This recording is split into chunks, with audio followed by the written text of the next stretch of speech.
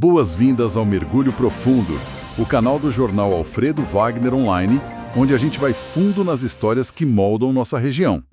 Se você gosta de desvendar mistérios e entender o porquê das coisas, olha, já aproveita e se inscreve no canal, ativa o sininho porque hoje o mergulho é em águas bem profundas da nossa própria história.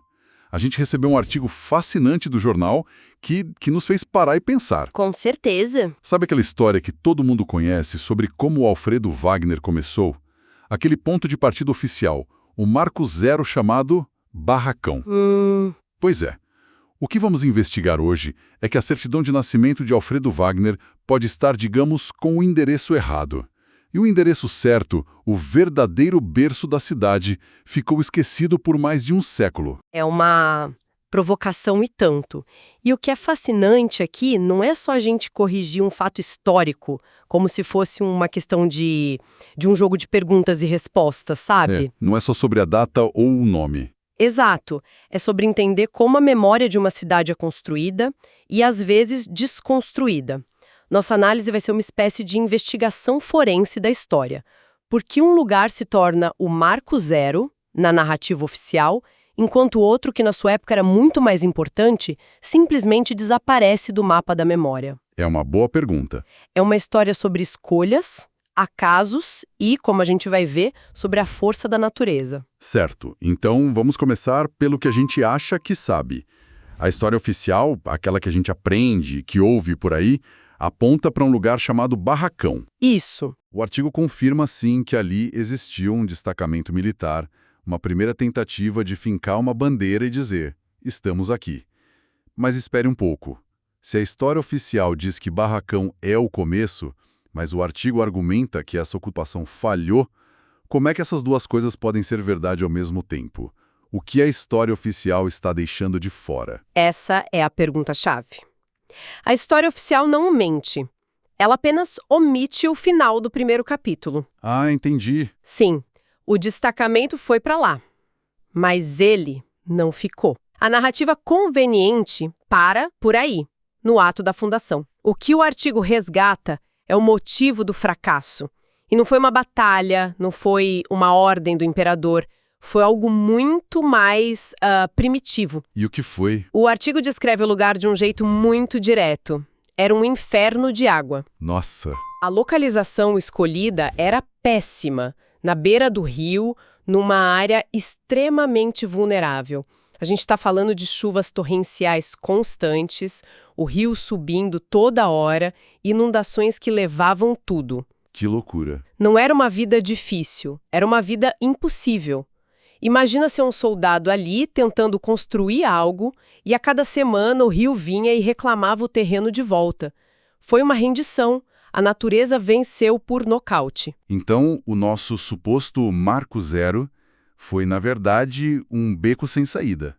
Uma tentativa frustrada. Exatamente. É como escolher o pior terreno do bairro para construir a casa principal e, depois de perder tudo na primeira enchente, abandonar o projeto. É a analogia perfeita. Foi um projeto abandonado. E o paradoxo que o artigo expõe é como esse projeto abandonado se transformou na memória coletiva no ponto de partida de tudo. Certo. Mas a história não acabou ali, de jeito nenhum. Ela só precisou encontrar um terreno melhor, um endereço novo. Faz todo sentido. Então, se a semente não brotou ali em Barracão, para onde a história se moveu? Se o primeiro plano deu errado, qual foi o plano B? O plano B não foi um plano B. Foi o verdadeiro plano A que deu certo. O artigo nos leva uma década para frente, para o ano de 1853. É quando surge a colônia militar Santa Teresa. E aqui a gente precisa ter muito cuidado para não diminuir a importância dela. Santa Teresa não foi um simples posto de substituição, sabe? Certo. Ela se tornou, na prática, o centro do universo para toda aquela região por muitas e muitas décadas. O que significa ser o centro do universo naquela época? Tinha mais gente morando lá, é isso? Muito mais que isso. Era o coração pulsante da região. O povoamento se organizou a partir de Santa Teresa. O comércio, as decisões administrativas, a vida social e principalmente a vida política. Tudo acontecia lá. Entendi. Enquanto a área de Barracão era uma memória lamacenta de uma tentativa que não deu certo, Santa Teresa era o lugar onde o presente e o futuro estavam sendo construídos. O artigo até menciona que as pessoas voltaram a ocupar as terras perto do rio Caeté, onde ficava o antigo destacamento, mas de forma mais inteligente, em lugares mais altos, seguros das cheias. Ah, claro. Mas essas novas ocupações eram como bairros distantes, orbitando em torno da capital, que era Santa Teresa. Entendi. Era cidade grande da época e o resto eram vilarejos e fazendas ao redor. Perfeito. E o artigo traz a prova definitiva desse poder. Não é só uma impressão, são fatos documentados. Santa Teresa não era apenas um centro populacional, era uma potência institucional. Como assim? O texto informa que durante décadas o distrito de Santa Teresa elegia e enviava vereadores para as câmaras municipais de cidades que hoje são gigantes como São José e Palhoça e depois para Bom Retiro. Espera aí, isso é impressionante. Eleger um vereador para a Câmara de São José, que fica a quilômetros de distância, significa que Santa Teresa era o centro administrativo de um território gigantesco? Exatamente. É preciso entender a escala disso. Naquela época, o território era imenso e pouco dividido. Santa Teresa era o coração administrativo de uma área que hoje corresponde a vários municípios. Era um polo regional, então? Totalmente. O centro de um pequeno império regional. Se você tivesse um problema legal, quisesse registrar uma terra, fazer um grande negócio ou se envolver na política, seu caminho não levaria para a área abandonada de Barracão. Seu caminho levaria inevitavelmente para Santa Teresa. Por décadas o poder esteve lá. Certo. Agora o quebra-cabeça ficou ainda mais intrigante. De um lado a gente tem Barracão, um projeto que a natureza derrotou em pouco tempo. Isso. Do outro, temos Santa Teresa, uma colônia que virou centro político e econômico por quase um século. A minha cabeça simplesmente não consegue entender como a história oficial escolheu o lado perdedor. O que foi que aconteceu para essa inversão completa de papéis? A resposta está em um período bem mais recente e numa decisão que parecia ser puramente burocrática. O artigo nos leva para os anos 1940. Anos 40. Ok. É aí que a mágica ou a tragédia da memória acontece. Acontece que em Santa Catarina existiam duas localidades com o mesmo nome, Barra do Caeté. Ah, Uma ficava lá no sul, em Uruçanga, e a outra era nossa, aqui. Para acabar com a confusão nos correios e nos registros, alguém precisava mudar de nome. e a nossa perdeu a disputa. Perdeu. A Barra do Caeté, de Uruçanga, manteve o nome e virou um distrito próspero. A nossa, Barra do Caeté, precisou de um novo batismo. E o nome escolhido foi... Barracão. E é nesse momento que a semente do esquecimento é plantada. Mas essa mudança de nome foi só uma questão burocrática para evitar confusão ou tinha algo mais em jogo? Algum interesse político em fortalecer a vila de Barracão em detrimento de Santa Teresa? O artigo não entra em teorias da conspiração, mas nos dá as peças para montar o cenário. Nos anos 1940, quando esse nome Barracão surge oficialmente, o que era essa localidade? Uma vila pequena. Uma vilinha pequena, sem expressão, que pertencia administrativamente a outro distrito, chamado Catuíra. Todo o poder, toda a relevância ainda estava em Santa Teresa. O que aconteceu foi uma lenta transferência de poder. Com o tempo, a localização de Barracão, mais central no vale, talvez tenha se tornado logisticamente mais importante. Faz sentido. A paróquia foi criada lá em 1959, um grande passo, e o distrito também, no mesmo ano. Ou seja, o nome que hoje a gente associa ao início de tudo, Barracão, na verdade corresponde a um período curtíssimo, tipo 10 a 15 anos antes da emancipação do município. Exato. E, nesse período, era um lugar secundário.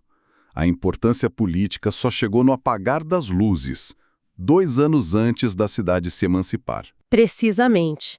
O nome que ficou na memória é o nome do coadjuvante que só apareceu no final da peça. E o protagonista, Santa Teresa, que esteve em cena por quase 100 anos, foi sendo esquecido. Que loucura! Aconteceu uma inversão histórica. O figurante tardio virou a estrela da história de origem.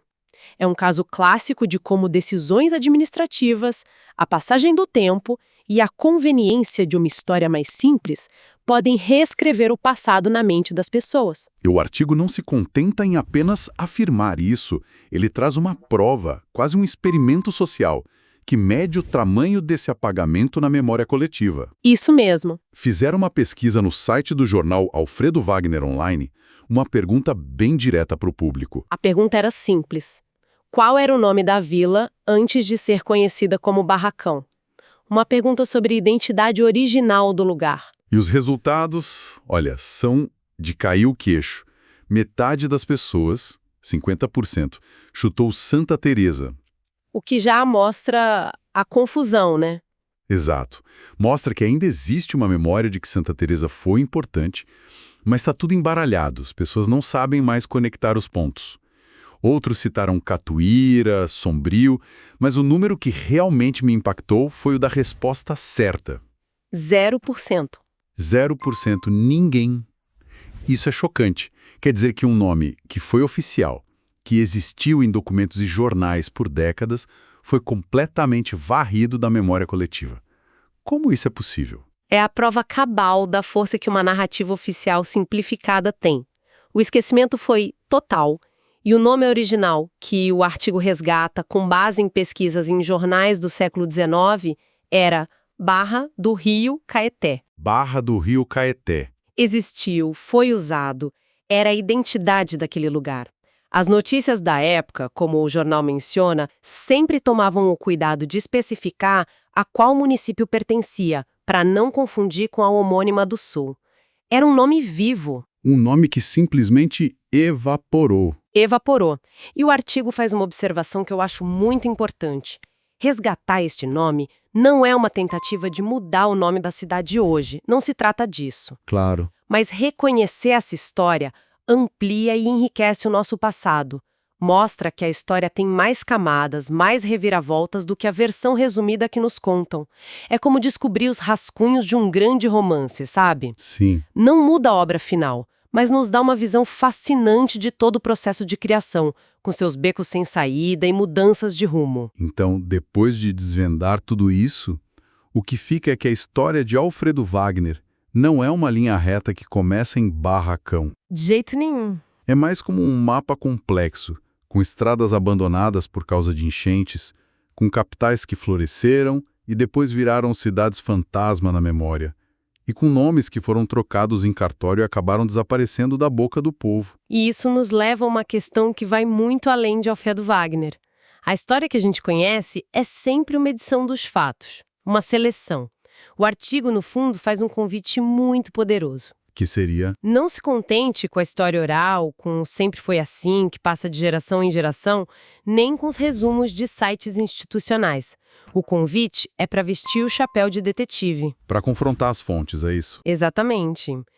Cruzar a memória com os documentos, ir atrás de registros, mapas antigos e, principalmente, jornais da época, que são como uma fotografia daquele momento. O artigo até cita uma ferramenta fantástica para quem quiser começar essa jornada, o Arquivo Histórico Digital Capital das Nascentes, que é um acervo online com muitas dessas fontes primárias. Ótima dica. É nesse diálogo entre o que lembramos e o que está registrado que a história ganha profundidade e cor. E com tudo isso que a gente discutiu, fica uma reflexão final, uma provocação. A história oficial de qualquer lugar, uma cidade, um país, adora celebrar os sucessos. Sim, foca no que deu certo. Ela foca nos pontos de partida que levaram diretamente ao presente que conhecemos e aplaudimos. Mas o que as histórias de becos sem saída, como a primeira ocupação em Barracão, que foi derrotada pela natureza, nos ensinam sobre a resiliência e a capacidade de adaptação de quem veio antes de nós? É uma ótima pergunta. Talvez a verdadeira força de um povo não esteja apenas nos seus sucessos, mas na sua capacidade de reconhecer um erro, abandonar um projeto falido e ter a coragem de recomeçar em outro lugar de um jeito mais inteligente e mais forte. A história de Santa Teresa não é uma história de fracasso, é a história de um recomeço que deu certo por um século. E essa, talvez, seja a história de origem que realmente importa. Uma perspectiva fascinante para se pensar. Agradecemos por nos acompanhar nesta análise. Para mais mergulhos profundos como este na história e cultura da nossa gente, não se esqueça de seguir e se inscrever no nosso canal, o Mergulho Profundo, Jornal Alfredo Wagner Online. Até a próxima!